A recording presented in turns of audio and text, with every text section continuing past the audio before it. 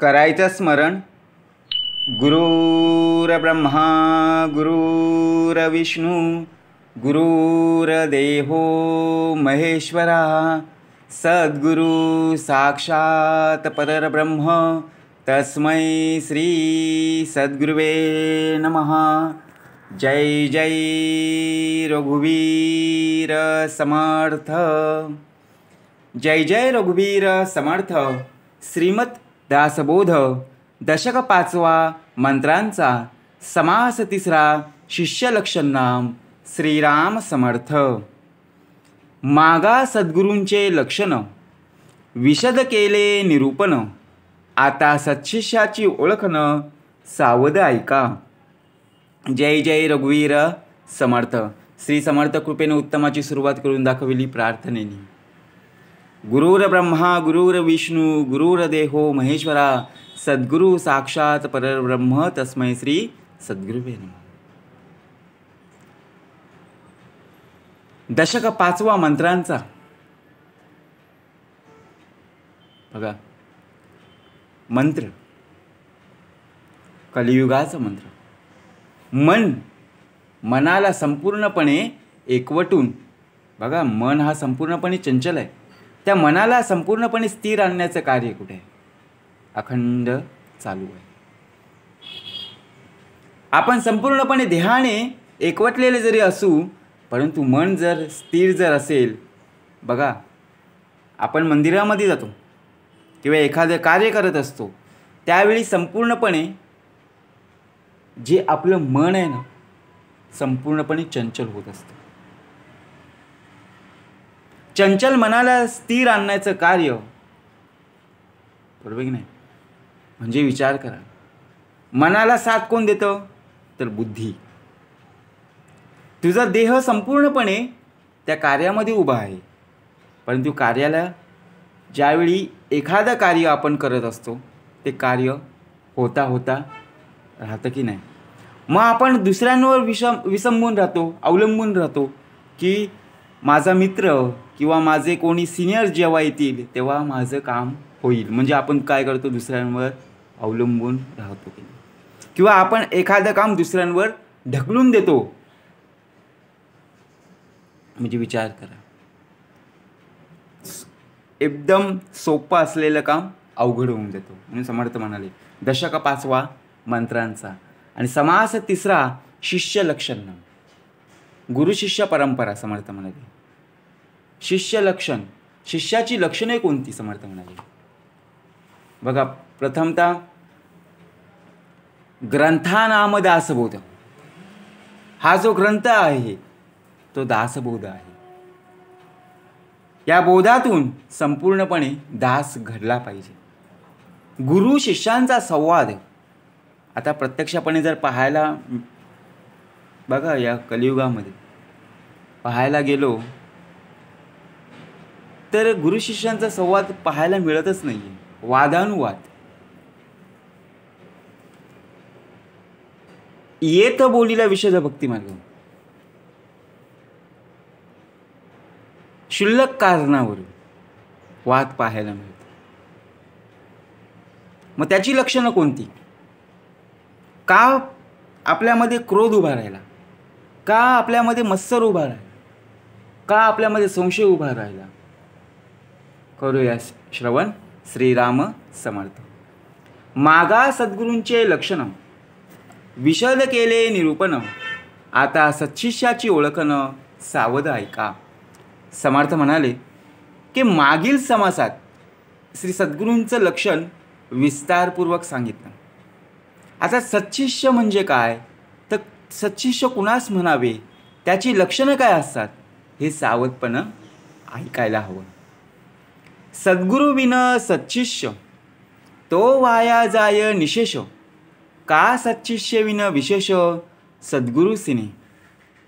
सद्गुरूंची प्राप्ती जर झाली नाही तर शिष्य चांगला असून तो संपूर्णपणे वाया जातो.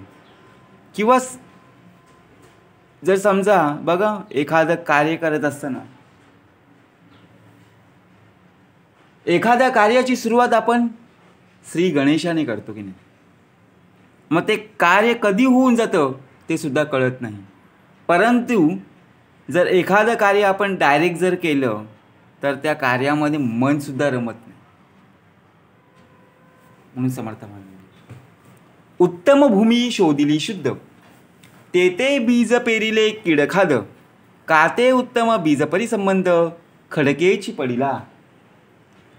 उत्तम सुपीक शुद्ध जमीन आहे, ती शुद्धही केली, पण त्यात किडके बीज जर पेरले किंवा उत्तम बीज आहे पण ते खडकाळ जमिनीत पेरले गेले तर दोन्ही ठिकाणी चांगले पीक येणार नाही. बघा, एक प्रकारची सुपीक जमीन असते, एक प्रकारची नापीक जमीन असते. जी सुपीक जमीन आहे तिथे आपण एखादं बीज पेरलं, संपूर्णपणे रक्षण करण्याचं, संरक्षण देण्याचं काम त्याचं आहे. आपण फक्त बियाणे त्याच्याच कार्याने आपण करत असतो, त्याच्याच आशीर्वादाने आपण पेरत असतो. पण सुपीक जमिनीवर येणारे समर्थ म्हणाले, जे पीक आहे ते उत्तमाचं असतं. पण नापीक जमीन म्हणजे काय?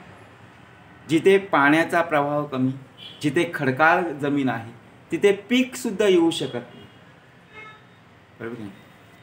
तैसा सच्शिष्य ते सत्पात्र, परंतु गुरु सांगे मंत्रतंत्र, ते अरत्र ना परत्र काहीच नाही. त्याप्रमाणे सच्शिष्य हा ज्ञानोपदेशास पात्र आहे, पण गुरु त्याला ज्ञानोपदेश न करता मंत्रतंत्र सांगू लागले तर त्या शिष्याचं इहलोकीही सार्थक होत नाही व परलोकीही सार्थक होत नाही. अथवा गुरु पूर्ण कृपा करी, परे शिष्य अनाधिकारी, भाग्यपुरुषाचा भिकारी, पुत्र जैसा.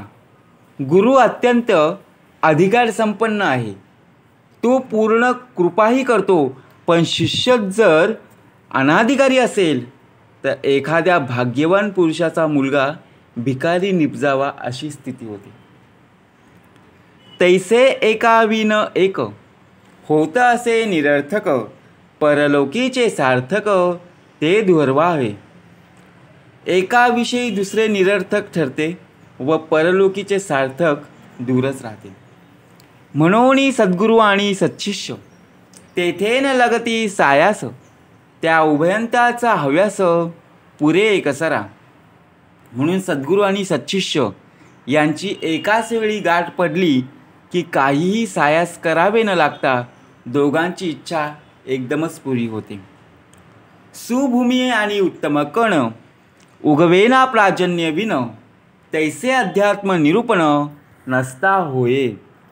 याप्रमाणे जरी भूमी उत्तम आहे, बीजही उत्तम आहे, पण पर्जन्याशिवाय उत्तम पीक उगून हाती काहीच येत नाही.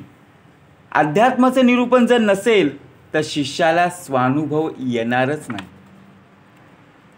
म्हणून समर्थांनी पुढच्या ओवीमध्ये उत्तमाचं निरूपण दिलं, आपण श्रवण करूया. पेरिले आणि उगवले, परंतु निघे विन गेले, साधने विन तैसे झाले साधकांचे. शेतात बी पेरलं, ते उगवूनही आलं, पण त्यांची जर नीट निगा राखली गेली नाही तर ते फुकटच जाईल ना. त्याचप्रमाणे साधकांनी गुरूंनी सांगितल्याप्रमाणे साधन जर केले नाही तर त्याच्या जीवनाचे सार्थक होणार नाही. म्हणून दिलेली उपासना, दिलेले संपूर्णपणे पूजा हे आपल्या हातून उत्तमाची, बरोबर की नाही, करून घेतली पाहिजे आणि त्या उपासनेला आपण उत्तमतेने उभं राहिलं पाहिजे. जवरी पीक आपणास भोगे, तवरी अवघेची करणे लागे, पीक आलिया युगे राहोची नाही. जोपर्यंत आपल्या हाती पीक येत नाही तोपर्यंत सर्व तऱ्हेने त्याची काळजी घ्यावीच लागते. एवढंच नव्हे तर पीक आल्यावरही स्वस्थ राहून चालत नाही. तैसे आत्मज्ञान झाले, परी साधना पाहिजे केले, एक वेळे उदंड जेविले, तरही सामग्री पाहिजे. त्याप्रमाणे साधकाला आत्मज्ञान झाले तरी त्याने साधना करीतच राहिले पाहिजे. कारण एक वेळ अगदी पोटभर जेवलो तरी तेवढ्याने भागत नाही, पुन्हा भूक लागते. म्हणून भोजन सामग्री जवळ असावीच लागते. म्हणून साधन अभ्यास आणि सद्गुरू, सच्शिष्य आणि सच्छास्त्र विचारू, सत्कर्म सद्वासना पारू पाववी भवाचा. साधन आणि त्याचा अभ्यास, त्यात मार्गदर्शन करणारे श्री सद्गुरू राया आणि त्यांच्या आदेशाचं कसोशीनं पालन करणारा सच्शिष्य, सत्शास्त्र विचार, सत्कर्म, सद्वासना या सर्व गोष्टी असतील तर भवसागरातून पार जाता येते. सदुपासना, सत्कर्म, सत्क्रिया आणि स्वधर्म, सत्संग आणि नित्यनेम निरंतर, ऐसे हे अवघेची मिळे तरीच विमळ ज्ञान निवळे, नाही तरी पाषांड संचरे बळे समुदायी. सदुपासना, सत्कर्म, सत्क्रिया, स्वधर्म, संतसंग आणि नित्यनेम या सर्व गोष्टी निरंतर जर असतील तरच संपूर्णपणे ज्ञान स्थिर होते. नाहीतर लोकांमध्ये आपला संपूर्णपणे मन आणि बुद्धी एकवटून जी स्थिर होणारी अस्थिर होऊन जाते. येथे शब्द नाही शिष्यांसी, हे अवघे श्री सद्गुरू पासी, सद्गुरू पालटी अवगुणासी, नाना यत्ने करुणी. यात शिष्याचा दोष नसतो. हे सर्व सद्गुरूंवर अवलंबून असते. कारण शिष्य अवगुणी असला तरी सद्गुरू राया नाना प्रयत्न करून त्याच्यात बदल घडवून आणतात. सद्गुरूचेनी असत्शिष्य पालटे, परंतु सच्शिष्य असद्गुरू न पालटे, काजे थोरपण तुटे म्हणून या. बघा, असत्शिष्य जरी शिष्य असला तरी सद्गुरूंनी प्रयत्न केल्यावर त्याच्या ठिकाणचे अवगुण जाऊन त्याच्यात चांगला बदल घडून येतो. पण सच्शिष्याच्या योगे सद्गुरूंमध्ये कधीही सुधारणा होऊ शकत नाही. कारण गुरूंना आपल्या मोठेपणाचा अभिमान असतो, त्यामुळे सच्शिष्याचे ऐकत नाही. म्हणून सद्गुरू राया, बघा, गुरु पाहता पाहता लक्ष कोटी, परंतु सद्गुरू मात्र एकच आहे, सर्वांचं तो ऐकून घेतो. या कारणे सद्गुरू पाहिजे तरीच सन्मार्ग लाहिजे, नाही तरी होईचे पाषांड वर पडे. या कारणामुळे सद्गुरूंची अत्यंत आवश्यकता आहे. तरच सद्गुरू भेटले तर आपल्याला सन्मार्ग प्राप्त होते. मार्ग सापडे सुगम, न लगे साधन दुर्गम, साईज्य मुक्तीचे वर्म ठाई पडे. येथे सद्गुरूंची कारण येर सर्व निकारण, तथापि सांगो ओळखण सच्शिष्याची. म्हणून आत्मकल्याण साधण्याकरिता मुख्य सद्गुरूंची भेट व्हावी लागते. बाकी सर्व गोष्टी व्यर्थ आहेत, परंतु सच्शिष्याची लक्षणे आपल्याला माहिती असणं आवश्यक आहे. मुख्य सच्शिष्याचे लक्षण: सद्गुरू वचनी विश्वास पूर्ण, अनन्य भावे शरीर, या नाव सच्शिष्य. सच्शिष्याचे मुख्य लक्षण म्हणजे काय? तर सद्गुरूंच्या वचनावर त्याचा संपूर्ण विश्वास असतो व अनन्य भावाने सद्गुरूंना शरण जातो. शिष्य पाहिजे निर्मळ, शिष्य पाहिजे आचारशील, शिष्य पाहिजे केवळ विरक्त अनुतापी. शिष्य निर्मळ असावा, आचारशील असावा, विरक्त असावा आणि आपल्या दोषांची त्याला जाणीव आहे व त्याबद्दल ज्याला पश्चाताप वाटतो असा असावा. शिष्य पाहिजे निष्ठावंत, शिष्य पाहिजे सुचिस्मंत, शिष्य पाहिजे नेमस्त सर्व प्रकारे. शिष्य निष्ठावंत असावा, पवित्र आचरण करणारा असावा आणि सर्व प्रकारे नियमाने वागणारा असावा. शिष्य पाहिजे साक्षी विशेष, शिष्य पाहिजे परमदक्ष, शिष्य पाहिजे अलक्ष लक्षी ऐसा. शिष्य अत्यंत उद्योगी, परमदक्ष आणि अलक्षम या परमात्म्यावर लक्ष केंद्रित करू शकेल असा असावा. शिष्य पाहिजे अतिधीर, शिष्य पाहिजे अति उदार, शिष्य पाहिजे तत्पर परमार्थ विषयी. शिष्य अत्यंत धैर्यवान, अत्यंत उदार आणि परमात्मा-विषयी अतितत्पर असावा. शिष्य पाहिजे परोपकारी, शिष्य पाहिजे निर्मत्सरी, शिष्य पाहिजे अर्थांतरी प्रवेश करता. तो परोपकारी, निर्मत्सरी आणि अध्यात्म निरूपण श्रवण करतात त्यातील लक्षार्थ जाणण्याची पात्रता असणारा असावा. शिष्य पाहिजे परमशुद्ध, शिष्य पाहिजे परम सावध, शिष्य पाहिजे अगाध उत्तम गुणांचा, शिष्य अत्यंत शुद्ध, अतिशय सावध आणि अनेक उत्तम गुणांनी संपन्न असावा. शिष्य पाहिजे प्रज्ञावंत, शिष्य पाहिजे प्रेमळ भक्त, शिष्य पाहिजे नीतिवंत मर्यादेचा, शिष्य प्रज्ञावंत प्रेमळ भक्त आणि नीतिमान असून मर्यादेशील असावा. शिष्य पाहिजे युक्तिवंत, शिष्य पाहिजे बुद्धिवंत, शिष्य पाहिजे संतासंत विचार घेता, शिष्य युक्तिवंत बुद्धिमान आणि नित्यानित्य विचार करून वागणारा असावा.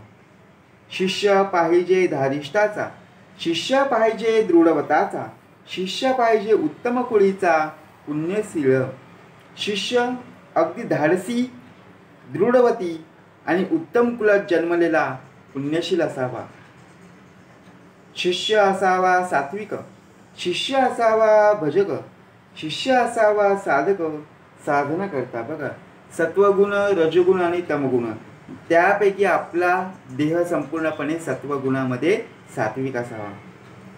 भजन तत्पर आणि नित्यनियमाने साधन करणारा साधकी असावा. शिष्य असावा विश्वासी, शिष्य असावा कायाक्लेशी, शिष्य असावा परमात्मासी वाढवू जाणे. सद्गुरूंच्या चरणी त्याचा दृढ विश्वास असावा. शारीरिक कष्ट करण्यास तो तत्पर असावा. म्हणून समर्थ म्हणाले, शिष्य असावा स्वतंत्र, शिष्य असावा जगमित्र, शिष्य असावा सत्पात्र सर्व गुणे.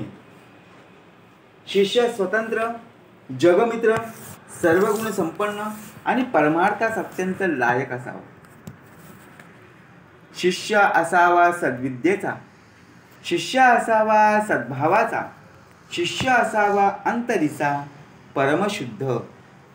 तो सद्विद्याच्या लक्षणांनी संपूर्णपणे सदावयुक्त आणि अत्यंत शुद्ध अंतकरणाचा असावा. शिष्य नसावा अविवेकी, शिष्य नसावा गर्भसुखी, शिष्य असावा संसार दुःखी संतप्त देही. शिष्य अविवेकी नसावा, तो गर्भश्रीमंत नसावा, तर तो त्रिविध तापाने संतप्त झालेला व संसार दुःखाने दुखावलेला असावा. जो संसार दुःखे दुखावला, जो त्रिविध तापे पोळला, तोची अधिकारी झाला परमार्थ विषय. कारण जो संसाराने अत्यंत दुःखी झालेला असतो, त्रिविध तापाने संपूर्णपणे पोळलेला असतो, तोच परमार्थ प्राप्तीसाठी योग्य अधिकारी ठरतो. बहु दुःख भोगिले जेणे, तयासीचा परमार्थ बाणे, संसार दुःखाचे निगुणे वैराग्य उपजे. ज्याने अत्यंत दुःख भोगलेले असते त्याच्या अंतःकरणातच परमार्थ बांधतो, कारण संसार दुःखामुळे त्याच्या ठिकाणी वैराग्य उत्पन्न झालेले असते. जया संसाराचा त्रास, तयासचा उपजे विश्वास, विश्वास बळे दृढकास धरिली सद्गुरूंची. जो संसारामुळे अत्यंत त्रासलेला असतो, त्याचाच सद्गुरूचरणी दृढ विश्वास उत्पन्न होतो आणि त्या दृढ विश्वासाच्या बळावर सद्गुरूंची कास घट्ट पकडतो. अविश्वासे कास सोडिली, ऐसी बहुतेक भवी बुडाली, नाना जळचरी तोडिली मध्येची सुखदुःखे. कित्येक साधक अविश्वासाने सद्गुरूंची कास सोडतात. ते बहुतेक लोक भवसागरात बुडतात किंवा मध्येच नाना जलचर त्यांचे लचके तोडतात व ते सुखदुःखाच्या अधीन होतात. या कारणे दृढ विश्वास तोची जाणावा सच्चिष्य, मोक्षाधिकारी विशेष अग्रगण्य. म्हणून जो दृढ विश्वास ठेवतो तोच खरा सच्चिष्य जातो. मोक्षाला प्राप्त असणाऱ्या साधकांमध्ये जो अग्रगण्य असतो, जो सद्गुरु वचने निवाला, तो सायुज्यतेचा अखिला, संसार सांगे पांगिला नवची कदा. जो शिष्य सद्गुरूंच्या वचनाने निवालेला असतो तोच सायुज्य मुक्तीचा अधिकारी होतो. मग तो संसारातील संकयनी कधी गर्भागणित होत नाही. सद्गुरु हुन देव मोठा, जयास वाटे तो करंटा, सुटला वैभवाचा फाटा सामर्थ्य पिसे.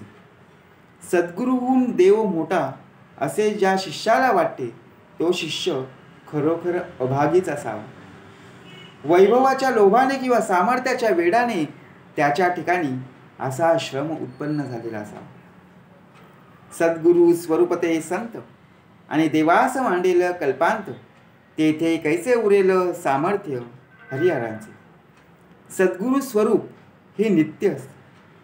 कल्पनाच्या समयी सर्व देवही लय पावतात. मग त्यावेळी हरिहरांचं सामर्थ्य कसं उरेल. म्हणून सद्गुरु सामर्थ्य अधिक, जेते आटती ब्रह्माधिक. अल्पबुद्धी मानविरंक, तयासी हे कळेना. जेथे ब्रह्माधिकही लय पावतात तेथे सद्गुरु स्वरूप नित्य असल्याचे त्याचे सामर्थ्य सर्व देवापेक्षाही अधिक असते. पण मानव अल्पज्ञ असल्याने त्याच्या ठिकाणी बुद्धीचं संपूर्णपणे दाखिद्य असते. त्यामुळे ते मर्म त्याला कळत नाही. गुरु देवांस बराबरी, करी तो शिष्य दुराचारी. भ्रांती बैसली अभ्यंतरी, सिद्धांत नेनवे. गुरु आणि देव यांची जो बरोबरी करतो तो शिष्य दुराचारी समजावा. तो सिद्धांत जाणत नसल्याने त्याच्या हृदयात विपरीत ज्ञान सुदृढ झालेले असते. देव मनुष्य भाविला, मंत्री देवपणासी आला. सद्गुरू न वचे कल्पिला, ईश्वराचे. वास्तविक पाहता मनुष्य आपल्या कल्पनेने देव तयार करतो.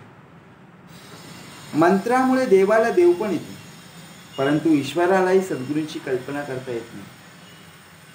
म्हणून सद्गुरू पूर्णपणे देवाहून अधिक कोटी गुणे, जयासी वर्णिता भांडणे वेदशास्त्री लागली. म्हणून सद्गुरू हे देवांपेक्षा कोटी गुणांनी अधिक श्रेष्ठ आहेत. कारण ते परिपूर्ण आहेत. त्यांचे वर्णन करताच येत नाही. त्यांचे पूर्ण ज्ञानच कुणाला होत नसल्याने त्यांचे यथार्थ वर्णन करण्याच्या प्रयत्नात वेद आणि शास्त्र त्यांच्यात मतभेद तयार होतात. असो सद्गुरु पदापुढे दुजे काहीच न चढे. देव सामर्थ्य ते केवढे मायाजनित. सद्गुरु पदाहून श्रेष्ठ असे दुसरं काहीच नाही. कारण ते मायातीत आहेत. त्याच्यापुढे मायाजनित देवांचे सामर्थ्य हे केवढे. अहो सद्गुरु कृपा जयास, सामर्थ्य न चळे तयापास. ज्ञानबळे वैभवासी तृणतुच्छ केले. ज्याच्यावर सद्गुरूंची कृपा होते त्याच्यावर कुणाची सत्ता चालू शकत नाही. कारण सद्गुरु कृपेने त्याला ज्ञान झालेले असते व त्या ज्ञानाच्या बळावर तो सर्व वैभवास कसपसमान तुच्छ मानतो. अहो सद्गुरु कृपेचे नि बळे, अपरोक्ष ज्ञानाचे नि उसाळे. मायेसहित ब्रह्मांड सगळे दृष्टीस नाही. सद्गुरु कृपेच्या बळाने प्राप्त झालेल्या प्रत्यक्ष ज्ञानानुभवाच्या बळाने मायेसहित सर्व ब्रह्मांड त्याच्या दृष्टीसच पडत नाही. ऐसे सच्छिष्याचे वैभव, सद्गुरु वचनी दृढ भाव. तेने गुणे देवराव, स्वयेची होती. सच्छिष्याचे वैभव हे असे असते की सद्गुरु वचनावर त्याचा दृढ विश्वास असतो. त्या योगे तो स्वतःच ईश्वर स्वरूप बनून जातो. अंतरी अनुतापे तापले, तेने अंतर शुद्ध झाले. पुढे सद्गुरु वचने निवाले. सच्छिष्य ऐसे, ज्या शिष्याचे अंतकरण पश्चातापाने पोळून शुद्ध झालेले असते व सद्गुरु वचनाने ज्यांना समाधान लाभते तेच सच्छिष्य. शरण सद्गुरूंस गेले, सच्छिष्य ऐसे निवडले. क्रिया पालटे झाले पावन ईश्वरी. या प्रकारे अनन्य भावाने जे सद्गुरूंस शरण जातात त्यांना सच्छिष्य म्हणतात. त्याच्या आत बाहेर बदलून ते ईश्वर रूपी ऐक्य होऊन समर्थ म्हणाले पावन होतात. ऐसा सद्भाव अंतरी, तेची मुक्तीचे वाटेकरी. एरमाईक वेशधारी असच्छिष्य. बघा समर्थ म्हणाले सद्गुरूंविषयी दृढ सद्भाव ज्याच्या अंतरात असतो तेच मुक्तीचे वाटेकरी ठरतात. बाकीचे शिष्य नुसते वेशधारी असतात ते असेच शिष्य असतात. वाटे विषयांचे सुख, परमार्थ संपादने लौकिक, देखोबेकी पडत मूर्ख शरण गेले. झाली विषय पीपवृत्ती अनावर, दृढ धरीला संसार, परमार्थ चर्चेचा विचार मळीन झाला. अशांनाच विषयांची अनावर ओढ असते, त्यांनी संसाराला दृढ धरलेले असते, त्यामुळे परमार्थ करण्याचा त्यांचा विचार मागे पडतो.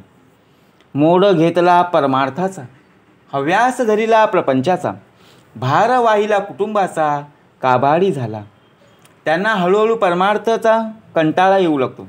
प्रपंचाचा त्यांना लोभ असतो, त्यामुळे कुटुंबाचा भार वाहता वाहता ते त्याचे सेवक बनून जातात.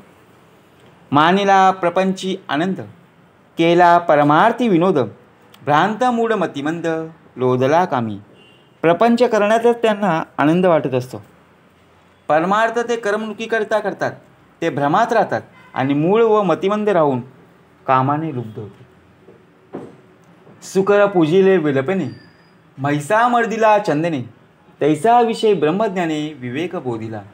सुकराला सुगंधी लेप लावावा, रेड्याला चंदनाने मर्दन करावे, तसे विषयासक्ताला ब्रह्मज्ञानाचा उपदेश करणे याचप्रमाणे व्यर्थ आहे.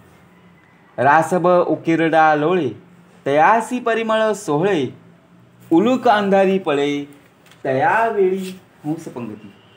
गाढव उकिरड्यावर लोळत असतो, त्याला सुगंधित द्रव्याने मर्दन करून काय उपयोग. घुबडाला अंधार प्रिय असतो, त्यामुळे ते अंधाराकडेच धाव घेते. त्याला सूर्यप्रकाशात विहार करण्याच्या हंसाच्या पंक्तीत कसं काय बसवता येईल. तैसा विषयदारीचा बराडी, घाली अधपतनी उडी, तयास भगवंत आवडी सत्संग कायचा. त्याप्रमाणे आशाभूळपणे विषय सुखाची अपेक्षा करणाऱ्याला भगवंताची आवड, सत्संगाची आवड कशी काय असणार. वरती करुण दांताळी, स्वानपुत्र हडे चगळी, तैसा विषयी तळमळी, विषय सुखा कारणी. ज्याप्रमाणे एखादं कुत्र्याचं पिल्लू दात काढून हाडे चगळण्यात आनंद मानतो, त्याचप्रमाणे विषयासक्त माणसालाही विषयभोगातच सुख वाटते. ते जर मिळालं नाही तर तो त्यासाठी तळमळू लागतो. तया स्वानमुखी परमान्न, की मर्कटांस सिंहासन, तैसे विषयाशक्ता ज्ञान झिरेल कैचे. त्या हाड चगळण्यात सुख मानणाऱ्या श्वानाच्या मुखी परमान्न दिले तर त्याला ते कसे गोड लागेल. किंवा माकडाला सिंहासन आवडत नाही, त्याचप्रमाणे आत्मज्ञान विषयासक्त माणसाला कसं बरं पचनी पडेल. रासबे राखता जन्म गेला, तो पंडितामध्ये प्रतिष्ठला, नवचे काही तैसा अशक्ताला परमार्थ नाही. गाढव राखता राखता त्याचा जन्म गेला, अशा माणसाला जर पंडिताच्या सभेत नेऊन बसवलं तर त्याला मानवत नाही. तसा विषयासक्त माणसाला परमार्थ मानवत नाही. मिळाला राजहंसाचा मेळा, तेथे आला डोंबकावळा, लक्ष्मण विष्टेचा गोळा हंस म्हणवी. बघा, राजहंसाच्या समुदायात एखादा डोंबकावळा चुकून आला तरी त्याचं लक्ष विष्टेच्या गोळ्याकडे असते, मात्र तो स्वतःला हंस म्हणतो. तैसे सज्जनांचे संगती, विषयी सज्जन म्हणविती, विषय आमेद्य चित्ती गोळा लक्षिला. सज्जनांच्या संगतीत आलेले विषयासक्त लोक स्वतःला सज्जन म्हणवितात, पण त्या डोंबकावळ्याप्रमाणेच त्यांचे सर्व लक्ष विषयरूपी अपवित्र गोळ्याकडेच लागलेले असते. काखे घेऊन या द्वारा, म्हणे मज संन्यासी करा, तैसा विषयी सैरावया ज्ञान बडबडी. बायकोला काखेत घेऊन जर कोणी मला संन्यासी कर असे म्हणू लागला तर त्याचे हे बोलणे ते असंबंधच वाटते. त्याचप्रमाणे विषयी माणसाची ज्ञानसंबंधीची बडबड असते. असो ऐसे पडत मूर्ख, ते काय जाणते अद्वैत सुख, नारकी प्राणी नरक भोगिती स्वइच्छा. जे असे पडत मूर्ख असतात ते अद्वैत सुख कसं काय जाणू शकतील. नरक योगी जे प्राणी असतात ते स्वतःच्या इच्छेनेच नरक भोगतात. वैशेची करील सेवा, तो कैसा मंत्री म्हणावा, तैसा विषयदास मानावा भक्तराज केवी. वेशेची जो सेवा करतो तो सज्जाचा मंत्री कसा काय होऊ शकेल? त्याचप्रमाणे तो विषयांचा दास बनलेला असतो, त्याला भक्तराज कसं मानावे? तैसे विषयीद बापुडे तयास ज्ञान कोणीकडे, वाचाळ शाब्दिक बडबडे वरपडे झाले. त्याविषयी जे विषयी लोक आहेत त्यांना बिचाऱ्यांना आत्मज्ञान कसे मिळणार? ते वाचाळ शाब्दिक ज्ञान बडबडून जगात मिरवतात. ऐसे शिष्य परमनष्ट, कनिष्ठांमध्ये कनिष्ठ, हीन अविवेकी आणि दृष्ट, खळकोटे दुर्जन.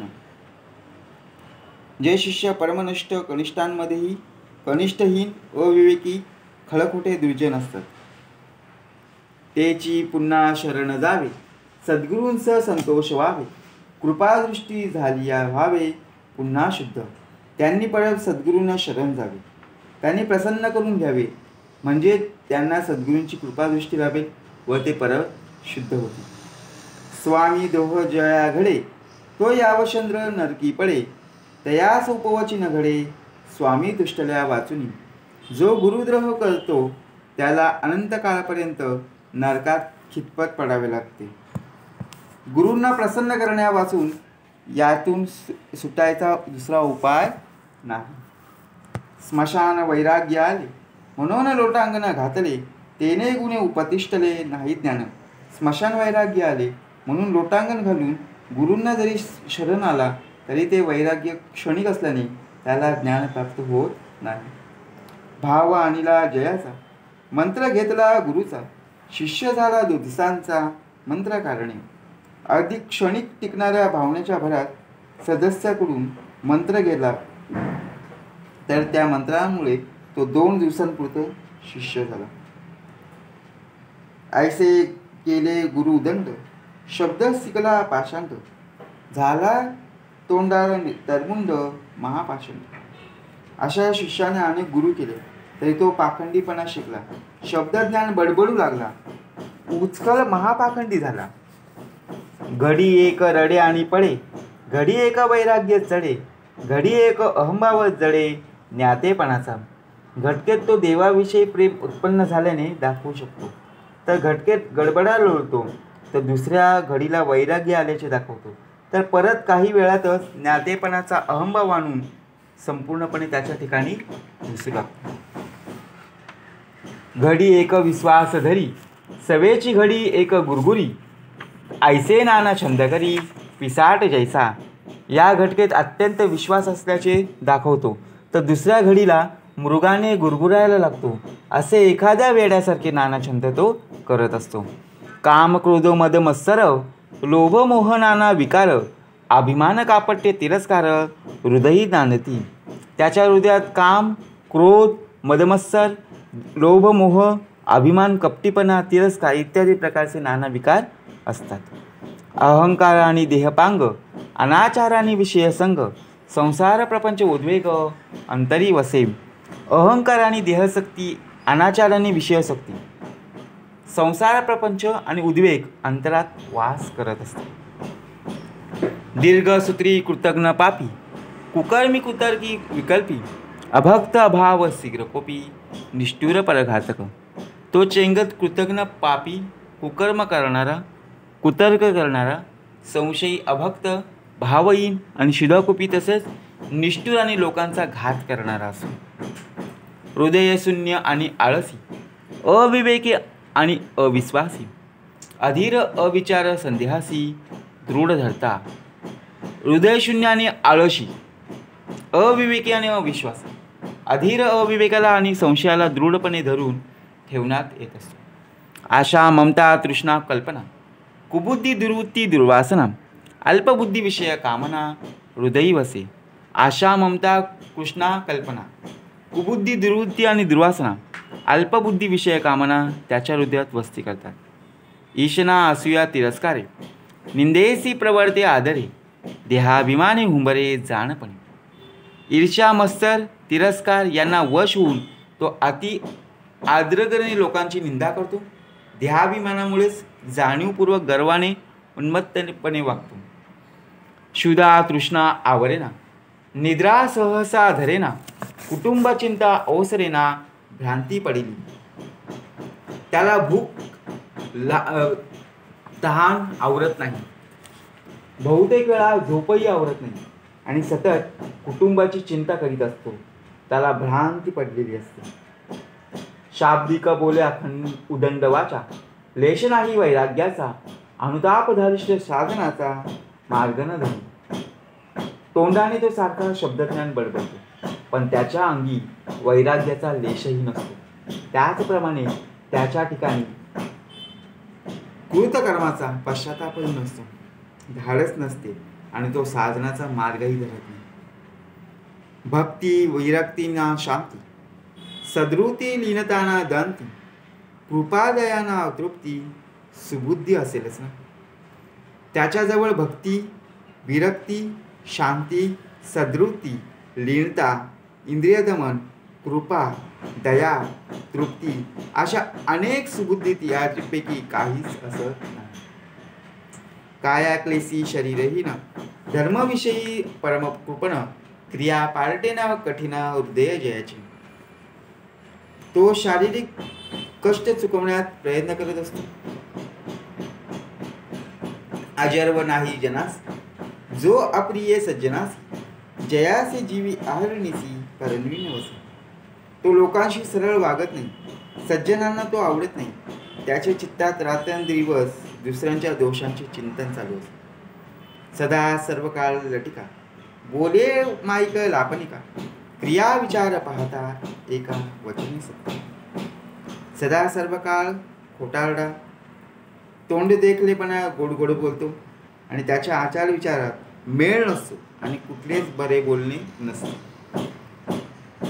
सतत खोटं बोलण्याचा प्रभाव त्याच्या अंगी असतो. समोर तोंडावर स्तुती करेल, परंतु मागून निंदा करणारा तोच असतो. परपिढेविषयी तत्पर, जैसे विंचू आणि विखार, तैसा कुशब्दे जिव्हार, भेदी सगळ्यांचे. विंचू आणि सर्पाच्याच प्रमाणे तो परपिढीविषयी अत्यंत तत्पर असतो.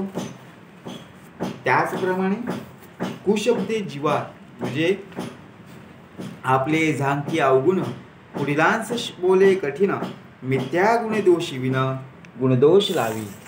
ज्याप्रमाणे तो अवगुण लपून ठेवतो आणि दुसऱ्यांच्या दोषांबद्दल त्यांना कठोर शब्द बोलत असतो, गुणदोष नसताना उगीचच खोटेपणाने दुसऱ्यांवर आरोप करतो.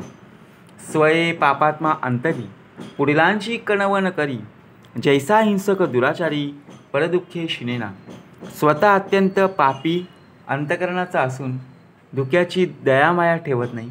एखादा दुराचारी क्रूर मनुष्य ज्याप्रमाणे दुसऱ्यांच्या दुःखाने कधी कष्टी होत नाही, तसेच वागणं असते. दुःख पराव्याचे नेनती, दुर्जन गांजिलीची गांजिती, श्रम पावता आनंदती आपुले म्हणे.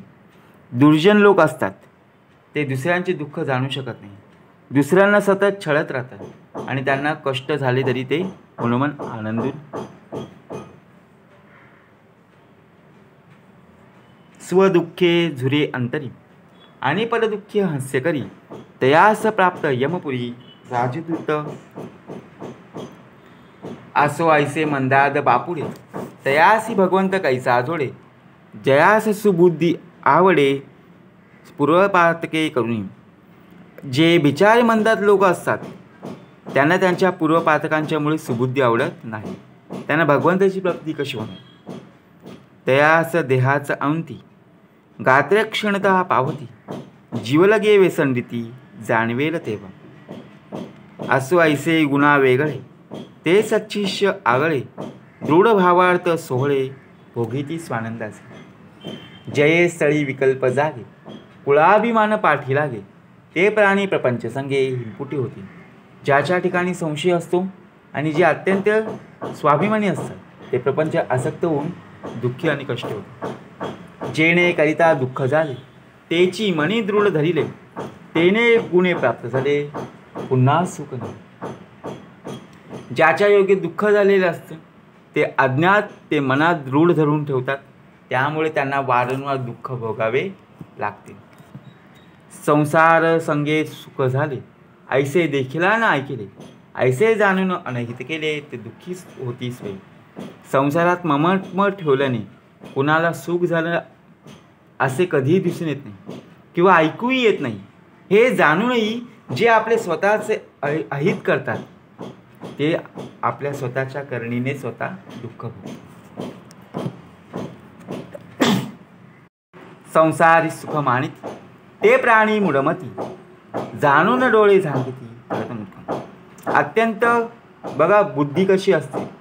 संसारात सुख मानणारी आणि पडत मूर्ख, त्यांना सर्व कळत असूनही ते संपूर्णपणे काय करतात, न ऐकल्यासारखे न देखल्यासारखे. प्रपंच सुखे करावा, परे काही परमार्थ वाढवावा, परमार्थ अवघाची बुडवावा हे विहित नव्हे. बघा, जन्म एकदाच आहे, मृत्यूसुद्धा एकटाच आहे. परंतु परमार्थ करून प्रपंच करायचा, प्रपंच करून परमार्थ करायचा. परमार्थाला जर प्रपंचाची साथ आणि प्रपंचाला जर परमार्थाची साथ असेल तर उत्तमाचे. म्हणून समर्थ शेवटी सांगतात ना, प्रपंच करायला काहीच हरकत नाही, पण त्याचबरोबर परमार्थही शेवटी करायलाच हवा. परमात्मा परमार्थ सर्वस्वी आहे. हे मनुष्यास केव्हाही बघा सामर्थ्यही नाही. मागा झाले निरूपण, गुरु शिष्यांची ओळखणं. आता उपदेशाचे लक्षण सांगितले. आता उपदेश कोणते, पुढच्या समासामध्ये समर्थांनी लिहून दिलेले. मागा झाले निरूपण, गुरु शिष्यांची ओळखणं. ओळख कधी, ज्यावेळी संत परंपरा, सद्गुरू राया त्यांची शिकवण आपण आपल्या अंगी ज्यावेळी घेऊ, ज्यावेळी ते बोध आपल्या अंगी संपूर्णपणे बघा, ऐकल्या कळले, शिकल्या शहाणपण आले, ऐसे देखील न ऐकिले भूमंडळी. म्हणून मागा झाले निरूपण, गुरु शिष्यांची ओळखणं. आता उपदेशाची लक्षणं सांगितले. इति श्री दासबोधे गुरु शिष्य संवादे शिष्य लक्षणा समास तिसरा. जय जय रघुवीर समर्थ.